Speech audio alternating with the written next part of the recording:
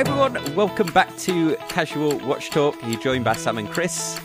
Sorry we missed last week. I was away on business, so I apologise. But Chris, how have you been? Same. I was out. I did some business during the middle of the week, so we kind of two ships passing the night there. But I've been good. It's been weird March into April weather, so lots of was very warm out the other day, and then it was cool out, and I had the everyone listener, all of our listeners, our favorite conundrum where you open the drawer that we have all your straps, and then you just kind of stand there, and you're not really sure what to do. You're like bracelet, silicone, leather. I was tempted, but I chickened out. Yeah, I was actually at a work event, and I was amazed how many people from my work listened to the podcast. So a big thanks to all the people that reached out to me: Tom, Jeff, Gino, a few of you. Thank you very much for all the kind words about the podcast. So we're not just shouting into the void, Chris, apparently. Yeah, that's good. That's good. Family and friends, welcome to listen, and coworkers as well. That's great. Yeah, absolutely. What have you? What did you take with you while you were on your trip, and what have you been wearing this week? I was tempted to. I went around a couple times with what I was going to bring, but it was a work event, so I was going to be in a dress shirt and fancy pants. So I stuck with my Bell & Ross GMT. The bracelet is amazing, and it just kind of has that. It's light, and it just has that professionalism, I guess, just kind of built in. It's not dress. It's not. I was in the same time zone for travel, so it didn't really. The GMT didn't really help me this time, but but I was tempted to dress up the Zin on leather, and then I looked at the forecast for Las Vegas. Oh, really? And I was like, no leather watch straps for 92 degree. Wow. So that's what I ended up taking, and switched it up today. Blue Watch Monday today, wearing the Christopher Ward C65 chronograph, which I haven't had on. It was rainy, drizzly this morning, and 50. So I was like, all right, let's do a little Blue Watch Monday with the bracelet on. How about you? Today I'm wearing my speed timer, this Seiko speed timer. I've not taken it off, and I've got it on a Ukrainian flag NATO strap, which I got from Strap Mill Canada. I tried to get one of the charity ones. I missed out on the Bark and Jack one. There was a few others, but I managed to get one of these Strap Mill Canada watch straps, and I bought two, and I'm glad I bought two because a couple of weeks ago we were talking about Mikola from Man Cave Leather, who had to leave all of his leather workshop in Kyiv when they had to flee. He is now in Canada. So the Canadians we were talking about. Oh, okay. So that's worked. It worked, yeah. So he's got a work permit visa there. So he's moved to Canada. So I'm going to send him one of these straps because I think it's quite poetic. They come from a Canadian company with the Ukrainian flag on. I can't even relate to having to basically flee your country, for starters, and then not. I mean, he didn't. He went off to. He was in Poland at first, right? Yep. And then, I mean, good that he's safe. Good news. I mean, also good that with these e-commerce sites, we can sort of operate from anywhere, which we kind of take advantage of, which is great. That's a struggle for a ton of people, which is just really sad. Yeah, it is. It's heartbreaking. Yeah, his entire life changed within those 5 weeks. Yeah. He's not going to be able to, obviously he's not going to be able to restart Man Cave Leather straight away. But when he does, I've got a few straps, a couple of wallets that he sent me over to see, a watch pouch. Plus I've got some other things that have been either kindly sent in to me for review. TJ sent me a Forstner bracelet.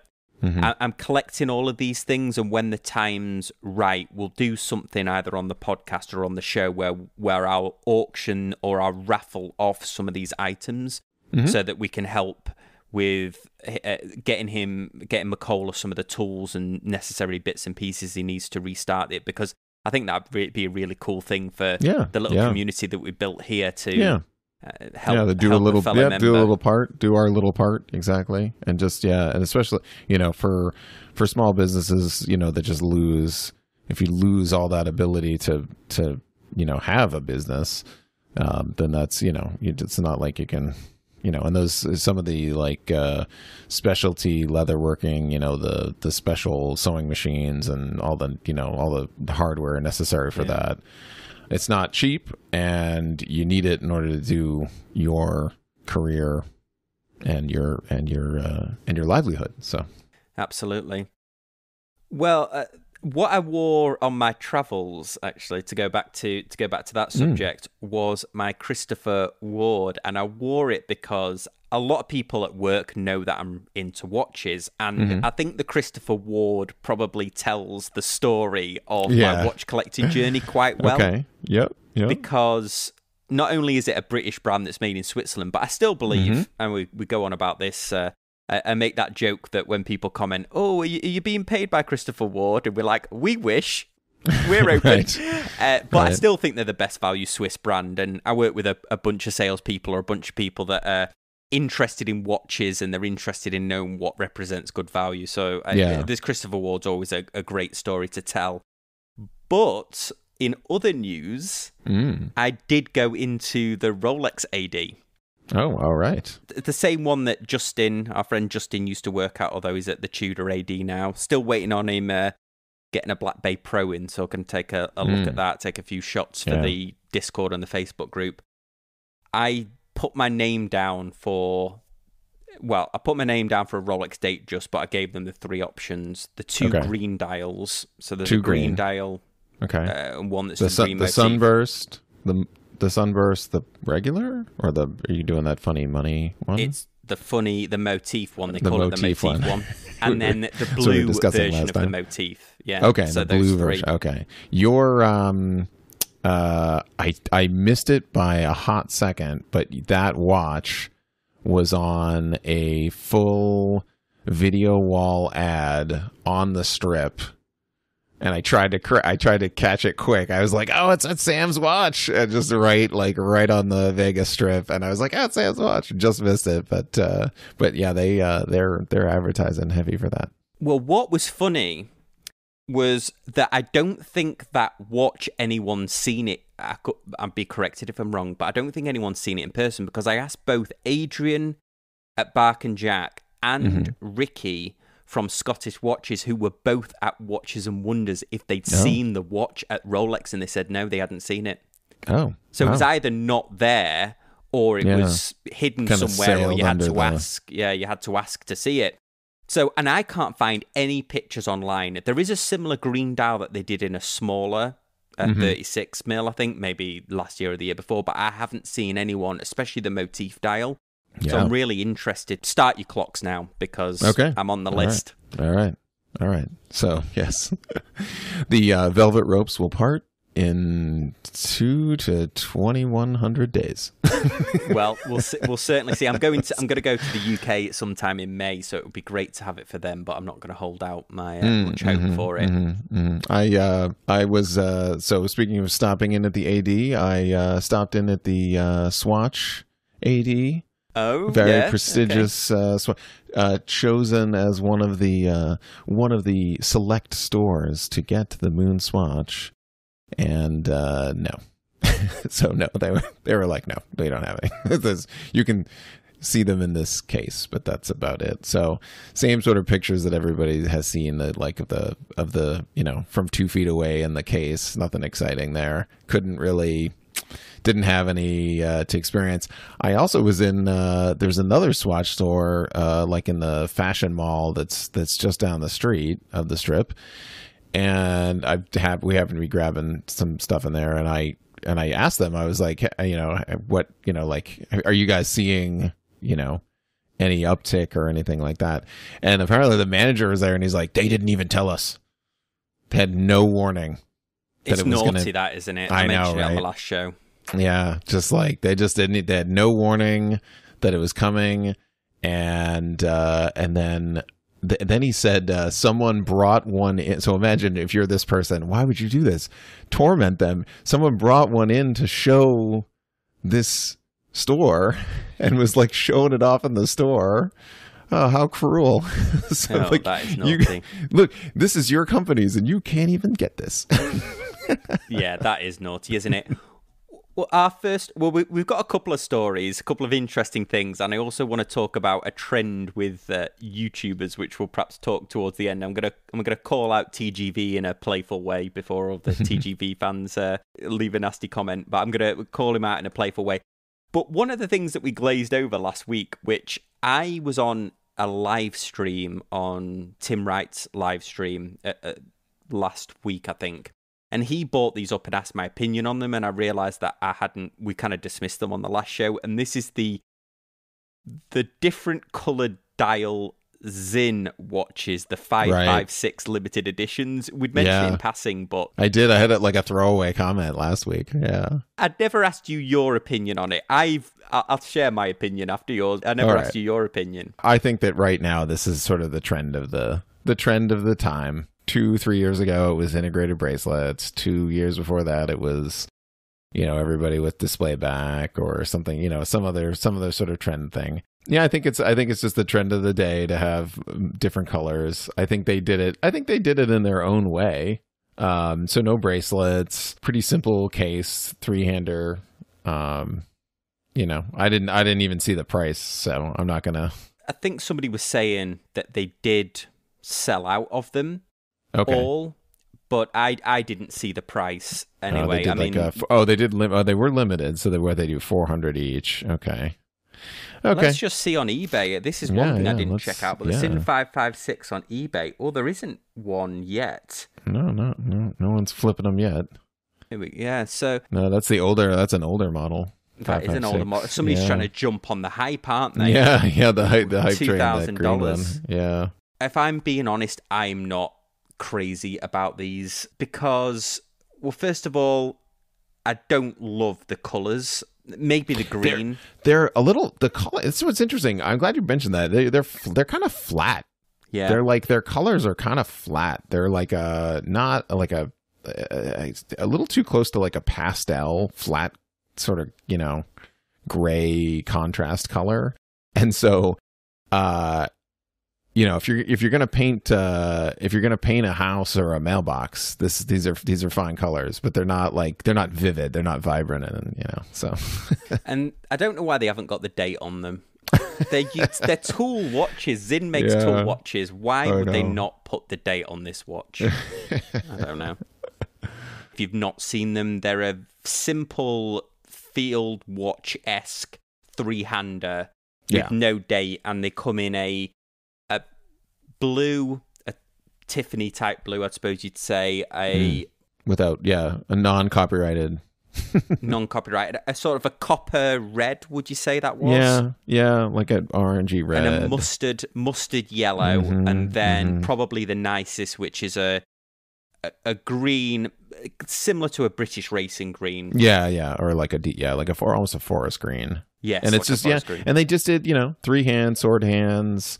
Simple seconds. It's almost it's kind of minimal, kind of a Bauhaus kind of minimal with the markers, very similar to the layout of the 104 without the Arabic numerals. And it has Automatique on the dial, which always reminds me of Kraftwerk, the band, whenever they put anything like that on. Yes.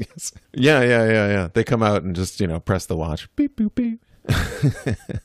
Then the next thing I wanted to talk about, and this is just more of a public service announcement, I guess, but eBay are now doing their authentication service for watches that are under $2,000, but you have to pay. So you have to pay $80 for an expert verification.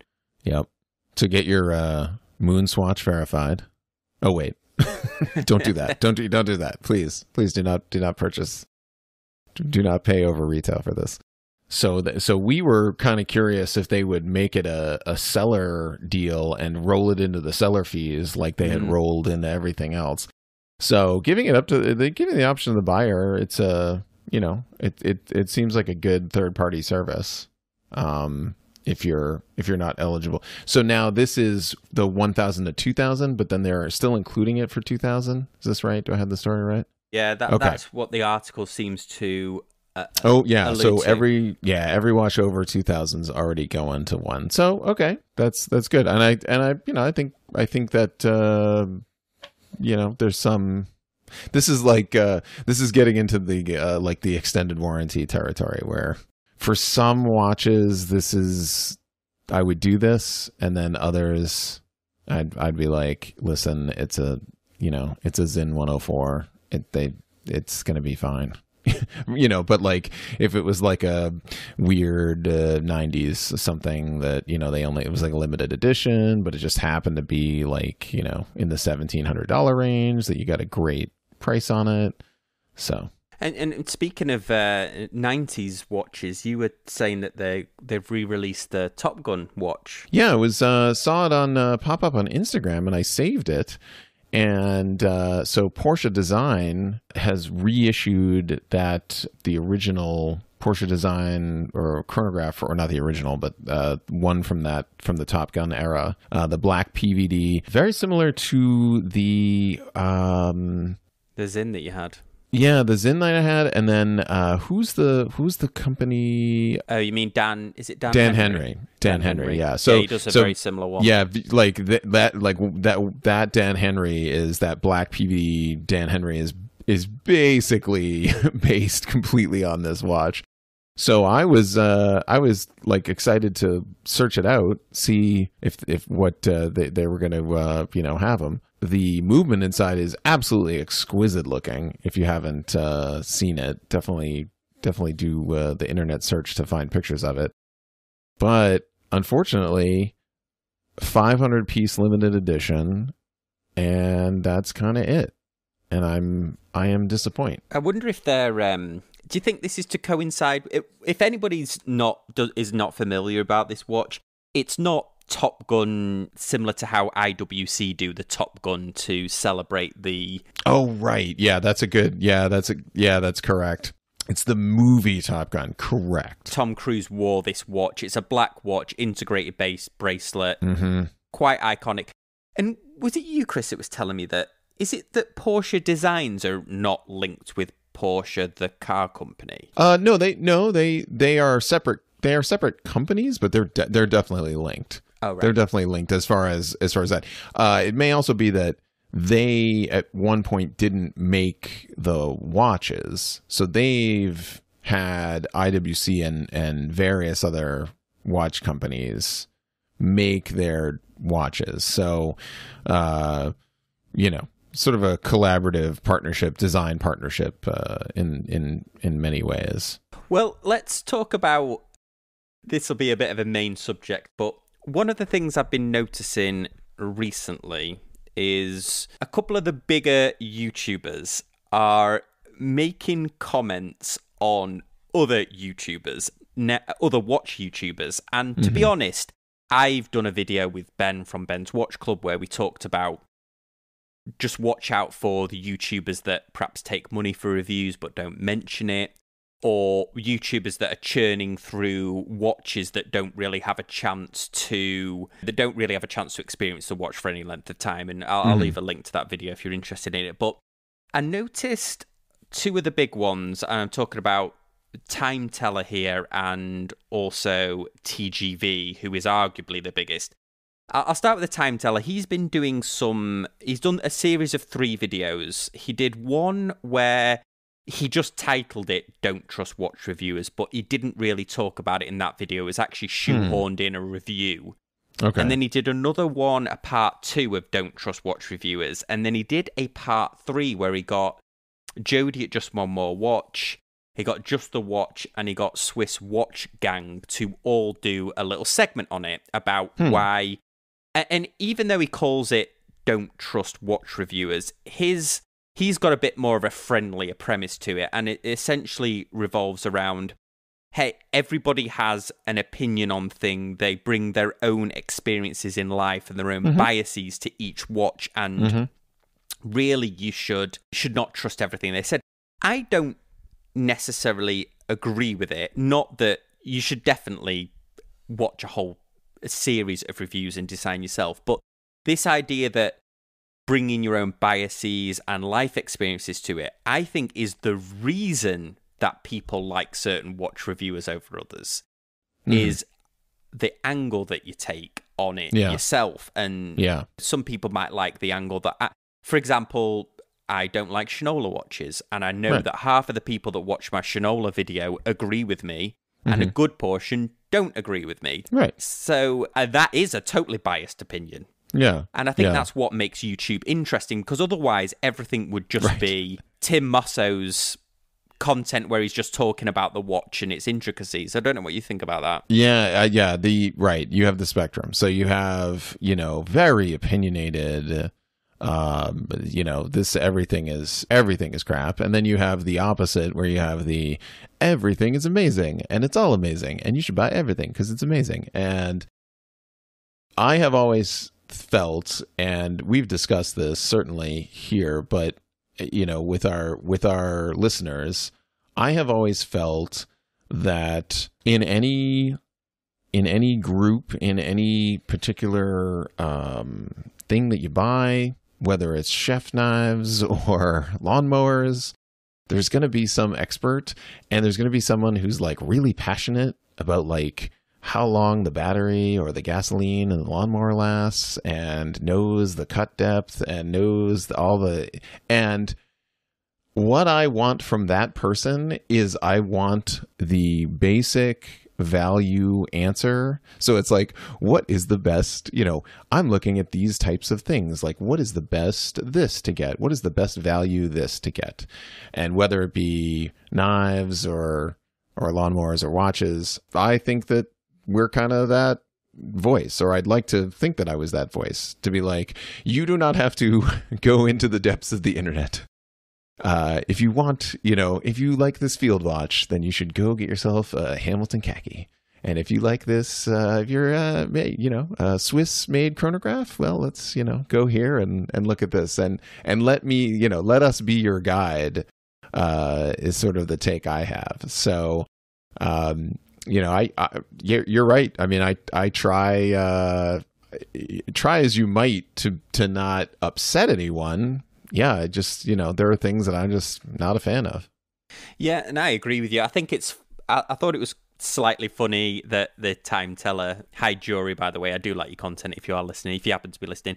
I think it's funny that he said don't trust watch reviewers, because some of his videos are an absolute masterclass in clickbait titles. Oh, yeah. And everybody who doesn't do YouTube has...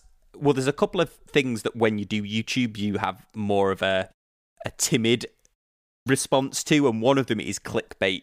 Because when you don't do YouTube, it's like, oh, these are real clickbait titles. But when you start doing YouTube totally encourages you to do clickbaity titles, because otherwise nobody kind of clicks on the videos. Yeah. And so here's a kind of a masterclass in clickbait titles. But one of the ones that I think actually is slightly more concerned me slightly more, and I'm interested in what people think about this on the Facebook group and the Discord, is TGV seems to have taken a new slant on this. So TGV is well known for, I think he's still probably the biggest watch YouTuber, unless Watchfinder has taken over. And I'll make a comment about Watchfinder in a bit.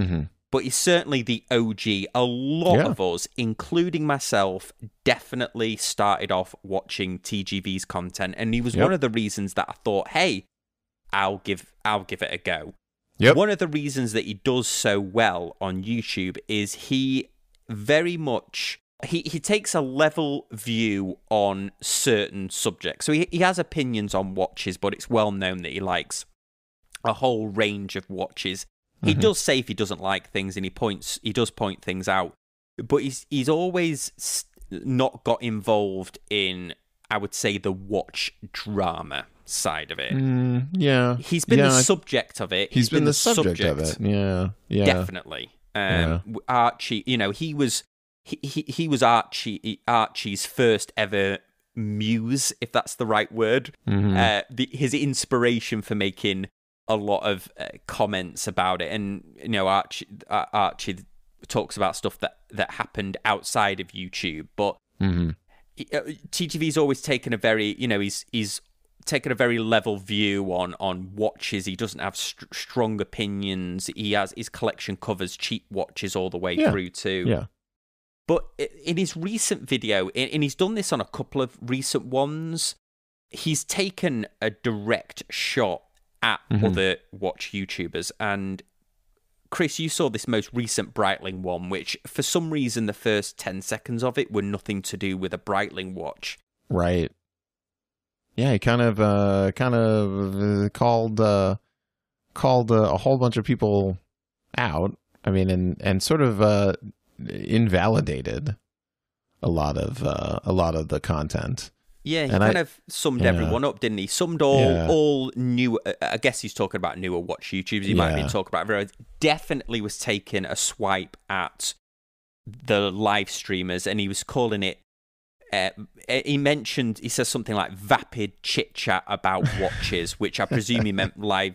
And then he has somehow has a bee in his bonnet about people giving an opinion on a watch that they have, a watch or a brand that certainly a watch that they've never seen, right? And also or experienced, and also he took a swipe at anyone that's making Rolex predictions or kind of chasing that, Yeah, I mean, a lot of people do make that content. I mean, we don't.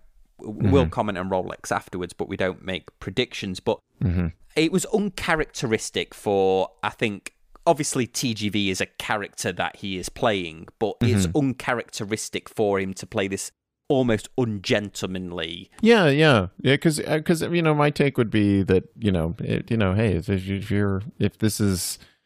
And we've had this where we've discussed sort of the drama, the YouTube drama that has happened in the past, and we'll mention it, but it won't take up 2 hours of our life on a live stream. But other people might love. I mean, there are other people that are just interested in that, and they want to know all the ins and outs. They want to know all the players. They want to know who said what and the backstory on, and that's what they're interested in, whether it be about watches or about anything else. It's just people. It's just people. Yes, and so I'm wondering, I actually reached out to TGV to see if he would come on the podcast. He might not want to after I've said this now, but he's always welcome. But yes. I just thought it was a different take on it, and I'm not quite sure what point he's trying to make. Yeah, maybe it wasn't developed, because I was thinking about, so there's two trends that I see in sort of YouTube land that carry over to watch reviewers and watch websites or YouTube sites, and one of them is chasing the newest thing. I see this all the time, so like the GT4 RS is announced, and next thing you know, your entire feed is sports car GT4 RS, and like we have it, we review it, and it's because it's been like embargoed. So now every single YouTuber that does car reviews is going to release their review on it, and it kind of takes the whole ship down, because how many reviews Breitling comes out with a new watch, and you're like, okay, and then your feed is just absolutely muddied with 14. I mean, and it's like, how many takes are you gonna have on this new watch, and whether it be like the latest Rolex release or Breitling or whatever. And so I find that trend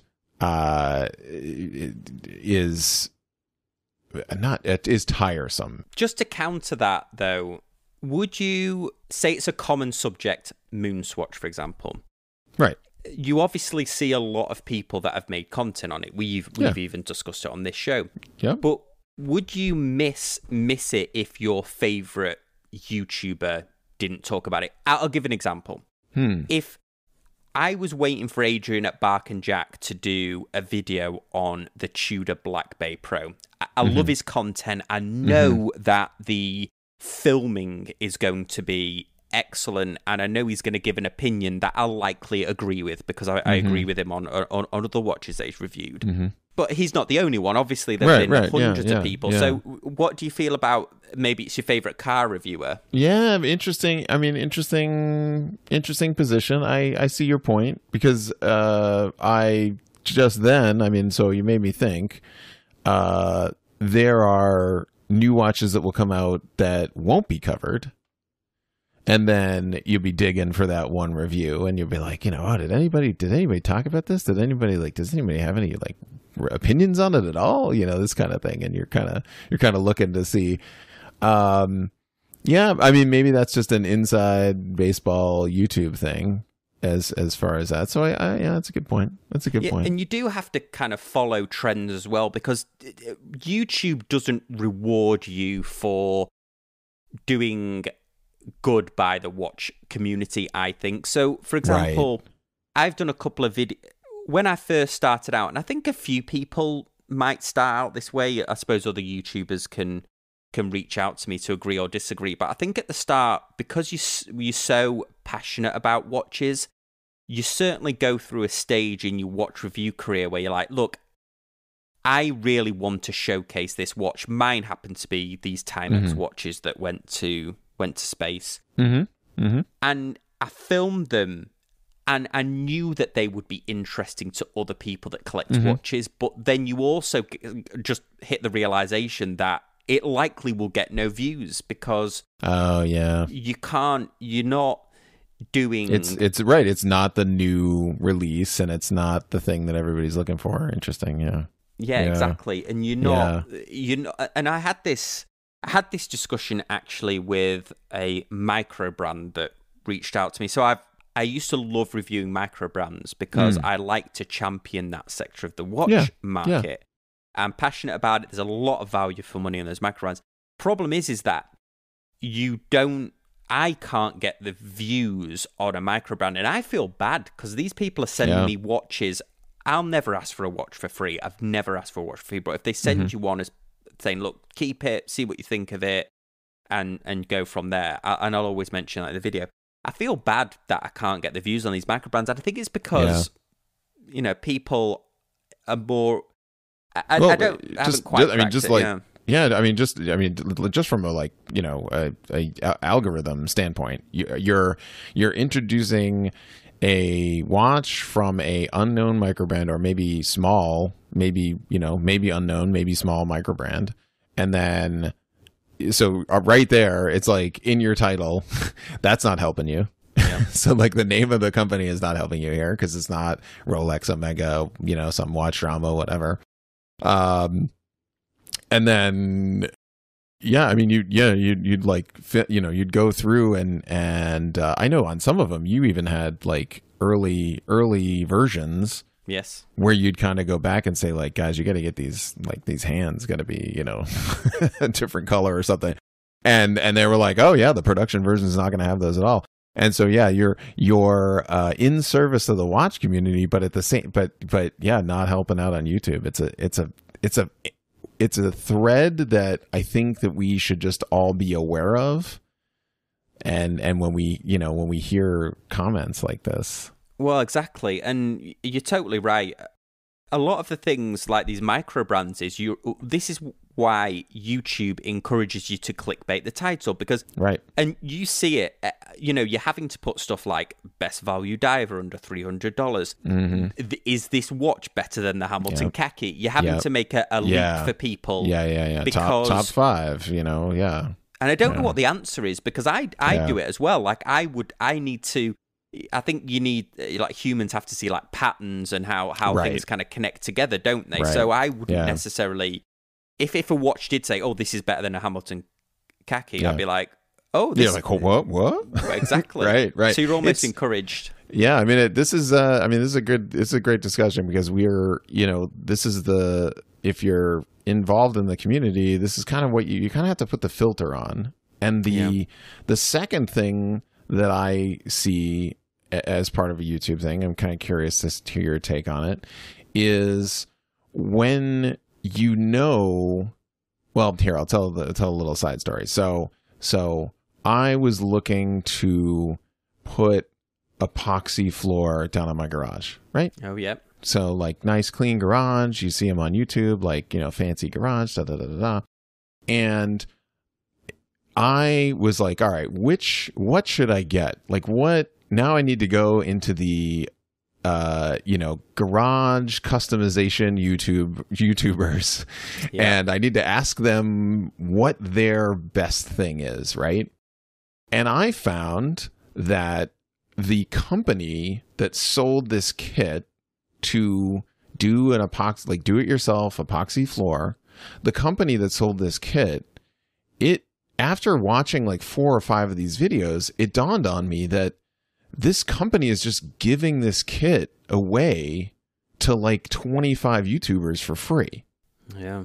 And so then you're seeing the same setup, like how to do an amazing epoxy floor, do it yourself epoxy floor. You don't have to spend money. You can get this kit epoxy floor, like this. And then like I'm looking at them and I'm like, I realize that now you have the whole, now it's just sponsor city. And then they got this $300 epoxy kit for free, so they don't really want to say anything bad about it. And then I got into it and I was like, wait a minute. Like, if this is the case, then what's the real story here? And I kind of put it down and I went back to it. And several weeks later, I stumbled upon a video that somebody made that was basically like, that kind of gave you the truth, kind of cut through it. And of course, it wasn't a video that was, it came up in my feed, or maybe I searched for it, but it was like, listen, if you have a floor that is 30 years old, right, it is going to take you thousands of dollars in order to get the surface of that thing perfect, in order to accept epoxy. And even then, you put this epoxy down and you don't time it right, and you don't mix it right, and you don't perfectly apply it, you're going to come in with your car's going to have wet tires, and your 200 treadwear tires are going to rip this floor right apart. And that's what I wanted to hear in the beginning, but the whole channel was clouded with this like, oh, this is how you do it. It's easy. You just buy this kit. It's $200. Da, da, da. And so I feel, what do you think? Is the same thing happening in watch reviews? I think to a certain extent, yes. I think that is the case, that you were encouraged. I've seen it less and less now. There was a time when, certain brands, they were sending a lot of watches out, and I don't see that now. Maybe it's because I've kind of turned down a lot of them. One thing that so we are watch YouTube influencers or creators or whatever you think, and in our little world, we look to these larger creators like TGV and Watchfinder, but I'm often humbled by the fact that TGV is close to 500,000 subscribers, which we've often joked on the channel that if that was a beauty blogger, that would be a failed channel, wouldn't it? That's right. And I was reminded by this the other day, where Watchfinder, who typically don't make off-the-cuff remarks, really, everything is so highly polished, and their filming and the camera work is just incredible. They made a comment in a video saying that please like and subscribe because it keeps us being able to make content like this. And it dawned on me that Watchfinder is owned by Richemont Group, one of the big 3 watch manufacturers. They're not shy of a penny. That somebody at the corporate level of Richemont likely has looked at their channel, which I'm guessing is, maybe it's more than. Let's have a look. Let's do something a bit like that. Maybe it's more than TGV certainly, now. They certainly spend some money on cameras. Much bigger, yeah. It's so they're at 767,000 subscribers. So they're they've surpassed TGV quite considerably. Yeah. 6.3 million on a video there. So they're obviously the largest. But it struck me that somebody at Richemont obviously said to them, even a channel your size is not, could be on the chopping block anytime soon. That's funny. Yeah, that's amazing. Yeah, no, this kind of throwaway comment, and you're like, maybe that's not, maybe someone in corporate is like, yeah, we had 6 million views, but it's not paying for the, because the production, these have to take, this is tens of thousands of dollars of production and editing, and I would not be shocked. Well, they said on one of the channels that they use the Blackmagic cameras, and the Blackmagic cameras are the lenses themselves are many, many thousands of dollars. It's what they use, those handheld ones that they use for making movies and stuff like that. Yeah. That's why it looks so good. Yeah, and maybe this is where TGV's comments are coming from. Maybe he's seeing this oversaturation. He was a big fish in a small pond, and now there's other bigger fish, and maybe there's this oversaturation that's splitting the audience down. Yeah, but from the last I've seen many come and go and come back, and so maybe he we would love to have his take on it, because maybe there was more that he wanted to I'm explain interested there. To know. Yeah, I'll reach out to him again and ask him whether he would like to come on. He's been on SoCal Watch Reviews before. Cool. And I think the live streaming is also an important thing. I've certainly been enjoying that on the Tea and Tickers live stream and things like that. So maybe we'll give it another go on our channel.